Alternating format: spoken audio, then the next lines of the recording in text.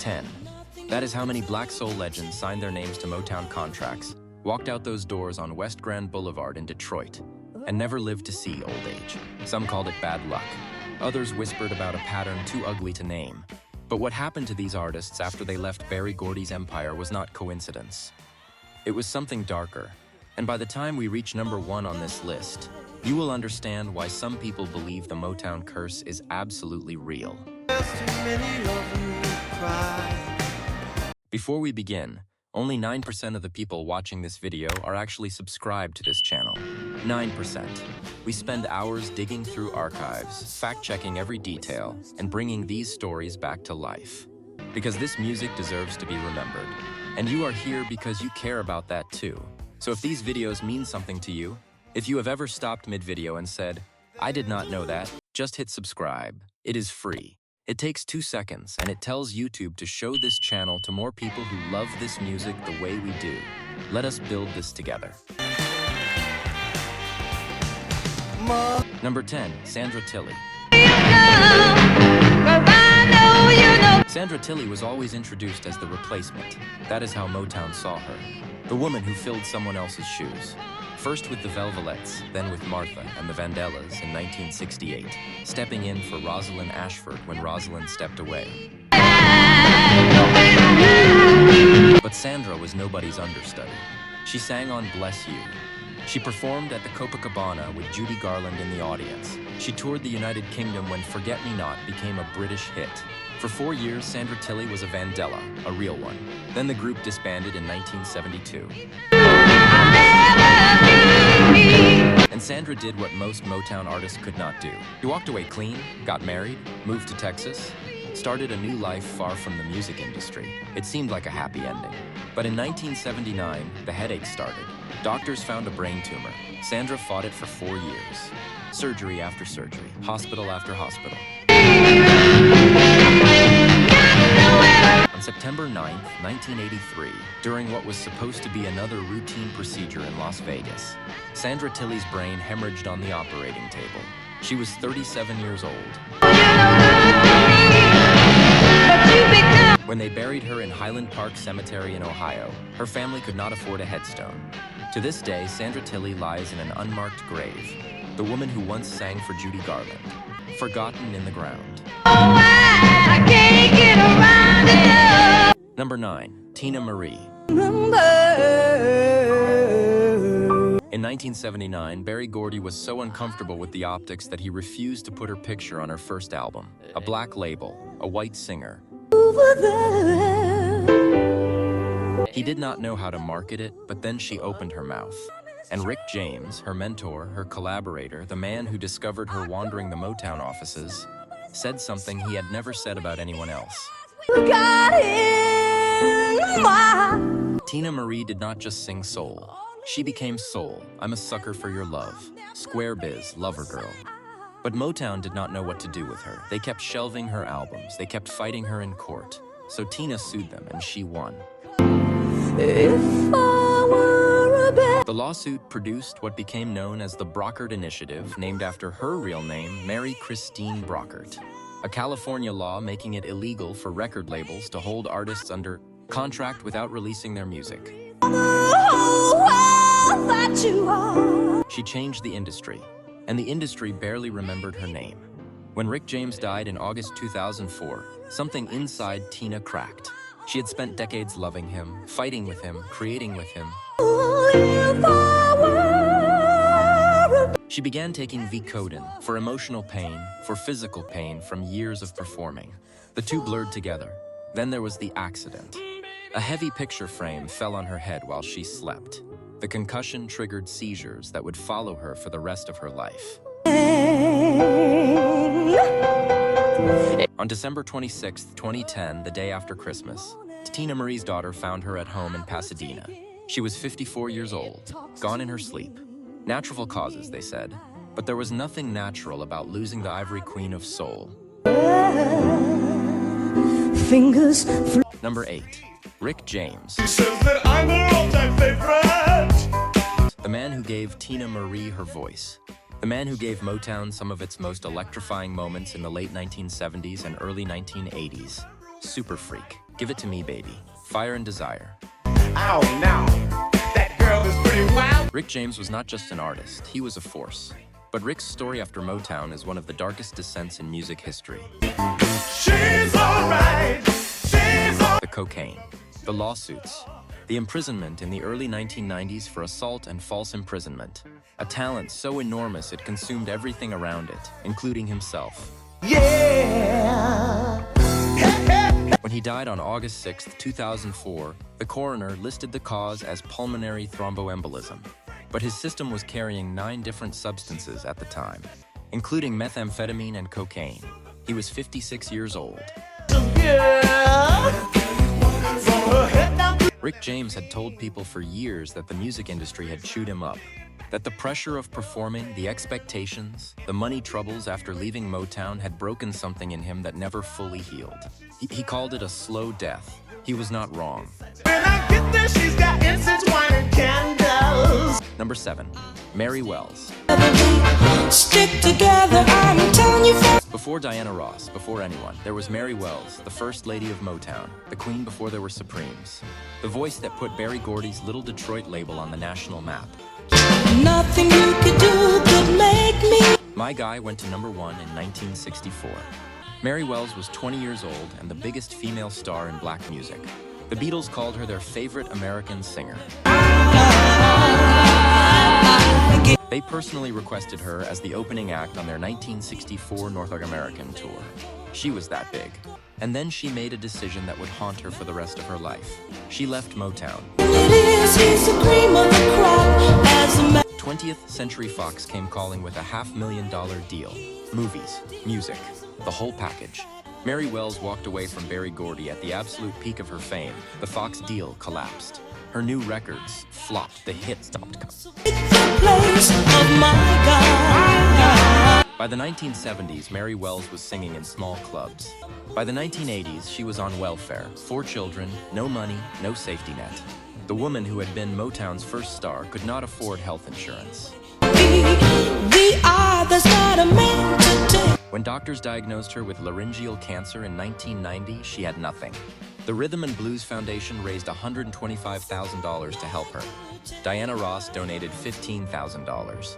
Bruce Springsteen sent $10,000. No handsome face could ever take the place. Mary Wells spent her final months testifying before Congress, begging lawmakers to fund cancer research. She lost her voice, the very voice that had sung My Guy to the disease. On July 26, 1992, Mary Wells died in Los Angeles. She was 49 years old, the first queen of Motown, gone on welfare. Number 6, Eddie Kendricks. Eddie Kendricks had the falsetto, that high, sweet, impossibly smooth voice that made Just My Imagination feel like a prayer and Get Ready feel like a celebration. He was a founding member of the Temptations. The original lead voice for David Ruffin stepped forward and took the spotlight. Eddie gave Motown its sophistication. But by 1971, he could not take it anymore. So day after day. The constant touring, the power struggles with Otis Williams, the feeling that his contributions were being erased. So Eddie walked. His solo career had real moments. Keep On Truckin' went to number 1 in 1973. He proved he could stand alone. But the hits dried up, the money dried up, and the cigarettes never stopped. Eddie had been a chain smoker since his teenage years, 2 packs a day, sometimes more. Even as his famous falsetto began to crack and fade, he kept smoking. In 1991, doctors found lung cancer. They removed one of his lungs. Eddie kept touring anyway. He performed through the summer of 1992 alongside David Ruffin and Dennis Edwards as a reunion of former Temptations leads. But David Ruffin had already died that June, cocaine overdose, and Eddie knew his own time was running out.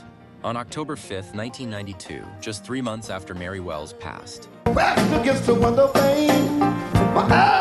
Eddie Kendricks died in Birmingham, Alabama. He was 52 years old. The falsetto was finally silent. Number 5, Tammi Terrell. all that I own. On October 14, 1967, Tammi Terrell collapsed mid-song and fell directly into Marvin Gaye's arms. They were performing Your Precious Love at Hampton-Sydney College in Virginia. One moment she was singing, the next she was falling. Marvin caught her, carried her off stage. He never fully recovered from that moment. The diagnosis came quickly, a malignant brain tumor. Tammi Terrell was 22 years old. But here is what makes this story complicated. Before Motown, Tammi had already survived James Brown. Literally survived him, the violence, the abuse, a relationship that had nearly destroyed her. Then she dated David Ruffin. And in 1967, the same year she collapsed on stage, witnesses reported that David Ruffin struck her in the head with a motorcycle helmet during an argument. No one knows for certain whether that blow triggered the tumor. No one knows if it accelerated what was already there. But the timing has haunted everyone who loved her from that day forward. Tammi underwent 8 brain surgeries over the next 3 years. 8.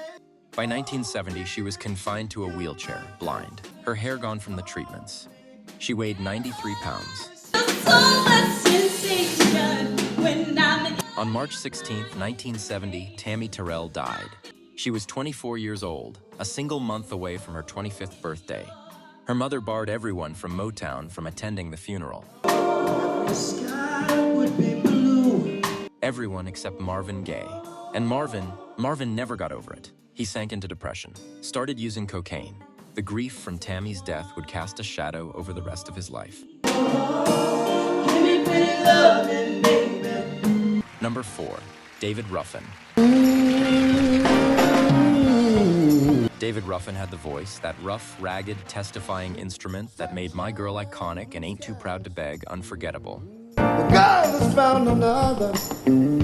The voice that transformed the Temptations from a great group into a legendary one. But David wanted more than a seat in the group. He wanted his name in front. David Ruffin and the Temptations. That was his demand. So day after day. And Motown fired him for it in 1968. What followed was 23 years of chaos, solo records that sparkled and then disappeared. Drug problems that consumed entire decades, financial ruin, multiple arrests, a career that kept hinting at a comeback that never fully came. By the early 1990s, David Ruffin was living in Philadelphia, deeply addicted to crack cocaine.